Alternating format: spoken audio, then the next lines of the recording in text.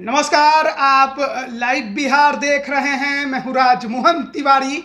देखिए, पिछले कई दिनों से मोकामा और गोपालगंज में जो जुबानी जंग देखने को मिल रही थी, अब उसके परिणाम की घड़ी नज़दीक आ रही है। आपको बताएं कि आज 3 नवंबर मोकामा और गोपालगंज में सुबह से ही मतदान को लेकर लगातार हम आपको अपडेट पहुंचा रहे थे और अब आखिरी समय आ गया है कि आपको इस चुनाव के बारे में पूरी जानकारी दे दे, क्योंकि जो वोटिंग है वो दोनों सीटों पर समाप्त हो गई है। चुनाव आयोग ने इसको लेकर घोषणा भी कर दी है। 2020 के तुलना में दोनों सीटों पर मतदान का जो प्रतिशत है वो इस बार गिरा है, यानी कि पिछली बार की तुलना में यहाँ पर मतदान उतने उत्साह के साथ नहीं देखने को मिला। हालांकि सुबह सुबह के रुझानों में मोकामा में वोटिंग प्रतिशत लगा कि बढ़ेगा, लेकिन धीरे धीरे वो घटता चला गया। सबसे पहले आपको बता दें कि मोकामा में जो वोटिंग प्रतिशत रहा इस बार उपचुनाव का वो 53.45% रहा, जबकि 2020 में ये 54% से अधिक था। गोपालगंज में वोटिंग प्रतिशत इस बार उपचुनाव में 52.38% रहा। पिछली बार ये 55% से अधिक था, यानी कि जो वोटर्स थे यहाँ के वो पिछली बार के तुलना में थोड़ा कम निकले वोट देने के लिए। तो अब बारी है एग्जिट पोल की कि आखिरकार इस बार के उपचुनाव में दोनों सीटों पर कौन बाजी मार रहा है। आपको बताएं कि इस बार बिहार में सियासी समीकरण बदला हुआ है, यानी कि 2020 के तुलना में अब बिहार में जो गठबंधन है वो पूरी तरह से बदल गया है। अब जनता दल यूनाइटेड आरजेडी के साथ गठबंधन करके सत्ता में भागीदार है। वहीं दूसरी तरफ बीजेपी शुरुआती समय में तो अकेले दोनों सीटों पर दमखम दिखाने की भरपूर कोशिश करते रही, लेकिन अंत में उसने चिराग पासवान को अपने पाले में करके थोड़े बहुत जो फायदा है वो लेने का भरपूर प्रयास किया है। मोकामा की सीट आरजेडी के खाते में थी। अनंत सिंह वहां के विधायक थे, उनको सजा हो जाने के वजह से ही इस सीट पर उपचुनाव हो रहा था। उनकी पत्नी नीलम देवी आरजेडी के टिकट पर उम्मीदवार थी। महागठबंधन के तमाम धुरंधर वहां पहुंचे थे नीतीश कुमार को छोड़कर, यहां तक कि तेजस्वी यादव जो कि उप मुख्यमंत्री हैं इस बार के महागठबंधन की सरकार में, आखिरी दिन वो भी पहुंचे और उन्होंने खुलकर जनता से ये अनुरोध किया कि आप काम करने वाली सरकार को वोट दीजिए, नीलम देवी को भारी मतों से जिताइए। तेजस्वी का कहना था कि मोकामा में कोई लड़ाई नहीं है, मार्जिन की लड़ाई है। तो क्या सच्चाई भी वही है या कुछ और है? देखिए, 2020 के अगर चुनावों की बात करें तो उस दौरान बड़े मार्जिन के साथ अनंत सिंह चुनाव जीतने में सफल हुए। उस दौरान जेडीयू यहां से चुनाव लड़ रही थी और आरजेडी से अनंत सिंह थे। जो चुनावी उस दौरान परिणाम आए थे वो आरजेडी के अनंत सिंह के पक्ष में गया था। पूरा का पूरा जो समीकरण था उन्होंने ध्वस्त करते हुए लगभग 36,000 वोटों से चुनाव जीता था। लेकिन इस बार बीजेपी उनके सामने थी। ललन सिंह की पत्नी सोनम देवी को बीजेपी ने उम्मीदवार बनाया था। कई मायनों में लग रहा था कि लड़ाई बेहद ही दिलचस्प होगी और हुआ भी कुछ वैसा ही। बेहद कांटे की लड़ाई मोकामा में इस बार देखने को मिली है। कई लोगों से बातचीत करने, चर्चा करने के बाद हमने ये एग्जिट पोल तैयार किया है। मोकामा का रण जो है वो एक बार फिर अनंत सिंह के नाम होता नजर आ रहा है। देखिए, बहुत लोग इस बात पर जोर दे रहे हैं कि पासा पलट सकता है, अनंत सिंह की पत्नी नीलम देवी चुनाव हार सकती हैं। लेकिन जो हमारे पास खबर है उसके अनुसार अनंत सिंह एक बार फिर मोकामा जीतने में कामयाब होंगे अपनी पत्नी के दम पर। और पिछले बार की तुलना में जरूर वोट प्रतिशत में गिरावट होगी, लेकिन पलड़ा उनका ही भारी है। अब सवाल यह है कि आखिरकार भूमिहार और यादव का एक तरफा वोट अनंत सिंह को गया था और जितने भी समुदाय के लोग हैं, चाहे बिंद मल्लाह हो, कुर्मी हो, पासवान हो, मुसहर हो, मुसलमान हो, धानुक हो, इन लोगों के वोटों में काफ़ी बिखराव हुआ था। इसके बावजूद अनंत सिंह जीतने में कामयाब हुए थे और बड़ी मार्जिन से जीतने में कामयाब हुए थे। लेकिन इस बार का जो समीकरण था वो निश्चित तौर पर अनंत सिंह के फेवर में ज़्यादा नजर आया। जनता दल यूनाइटेड के तमाम बड़े बड़े नेता जो थे वो नीलम देवी के प्रचार करते नजर आए।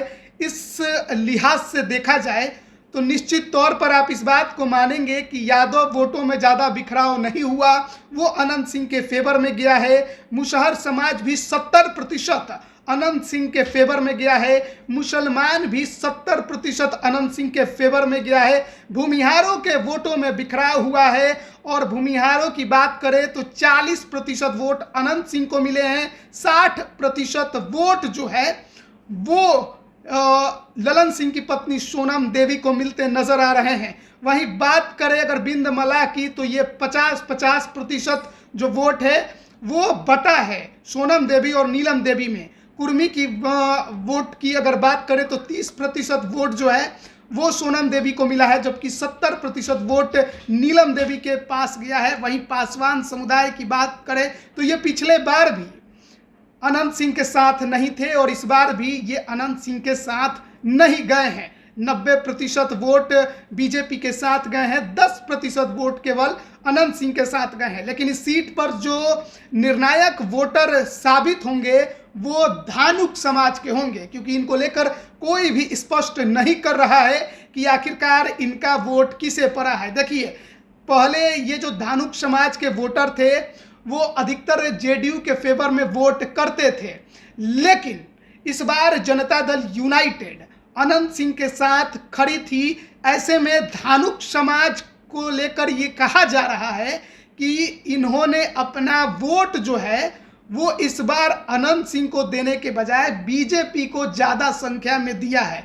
ऐसे में पलड़ा जो है धानुक समाज के वोटरों का वो बीजेपी के पक्ष में थोड़ा ज़्यादा चुका है। बावजूद इसके अनंत सिंह इस सीट पर अपनी पत्नी नीलम देवी के जरिए एक बार फिर कब्जा जमाने की कोशिश करते नजर आ रहे हैं और उनका पलड़ा भी इस सीट पर भारी जरूर है, लेकिन लड़ाई कांटे की मुकामा में आपको देखने को मिलेगी। अब बात करेंगे गोपालगंज की। गोपालगंज के बारे में आपको बता दें कि पूर्व मंत्री बीजेपी के विधायक सुभाष सिंह के निधन के वजह से यह सीट खाली हुई। बीजेपी ने उनकी पत्नी कुसुम देवी को उम्मीदवार बनाया। आरजेडी को लेकर कई तरह की खबरें चली, कौन उम्मीदवार होगा, कौन उम्मीदवार नहीं होगा। रियाजुल हक जो कि आरजेडी के प्रदेश महासचिव थे, उनके नाम की भी खूब चर्चा चली। कई बार इस सीट पर चुनाव लड़े, एक बार तो 2005 में बसपा के टिकट पर चुनाव भी जीते थे, लेकिन अंत आते आते रियाजुल हक का जो नाम था वो कट गया और वैश्य समाज से आने वाले मोहन गुप्ता को आरजेडी ने उम्मीदवार बनाया।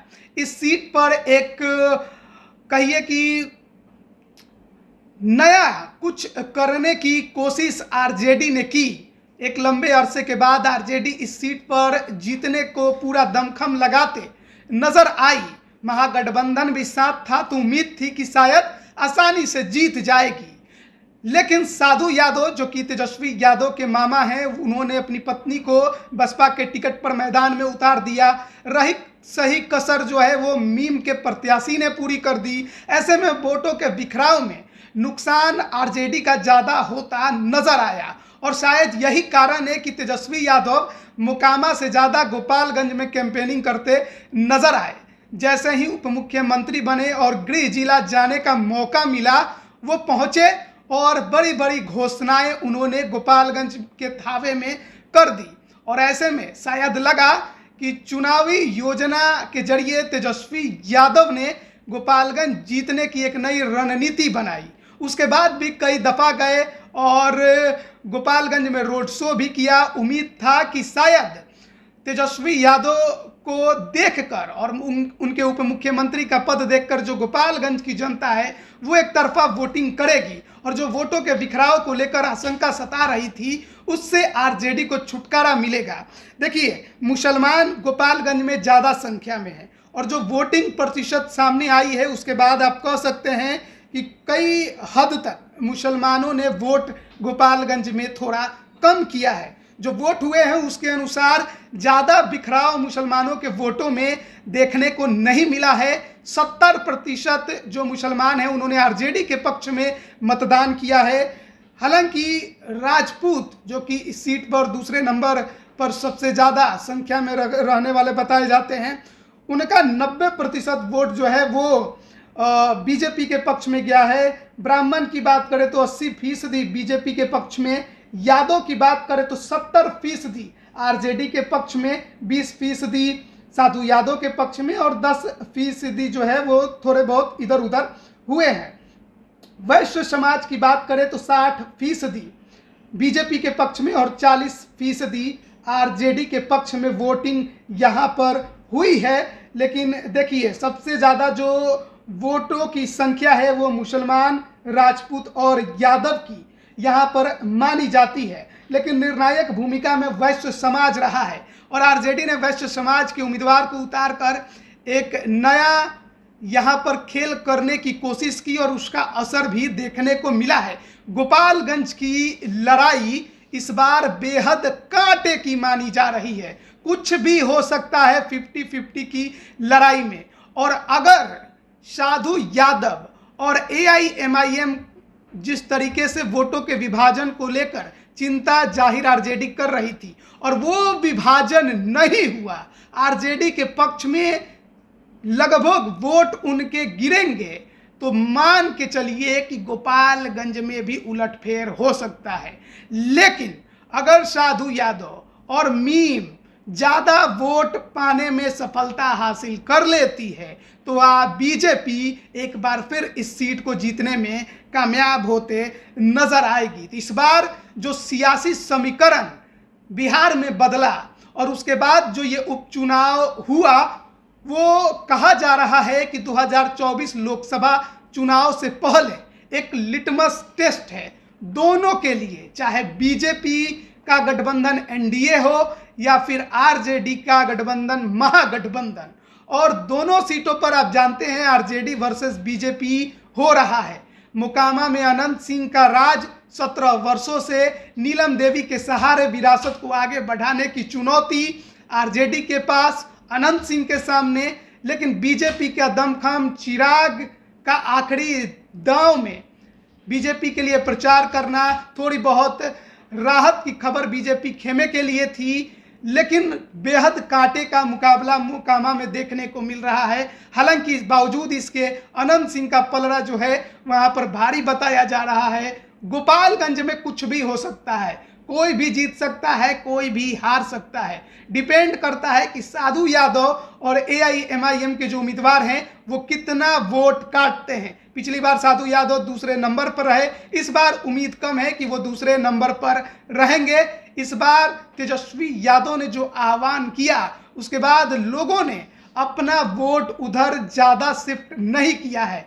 और ऐसा अगर होगा, यानी कि साधु यादव और मीम के तरफ आरजेडी का जो कोर वोट बैंक है, यानी M और Y मुस्लिम और यादव ज़्यादा शिफ्ट नहीं होता है, तो लड़ाई कांटे की होगी और उसके बाद बड़ा उलटफेर भी आपको देखने को मिल सकता है। तो ये लाइव बिहार का एग्जिट पोल था जो हम आप तक पहुंचा रहे थे। अब देखना होगा कि 6 नवंबर को जो परिणाम आएंगे तो क्या कुछ होता है। आप बने रहिए लाइव बिहार के साथ। आप सभी का बहुत बहुत धन्यवाद। लाइव बिहार YouTube पर सब्सक्राइब और Facebook पर लाइक जरूर करें।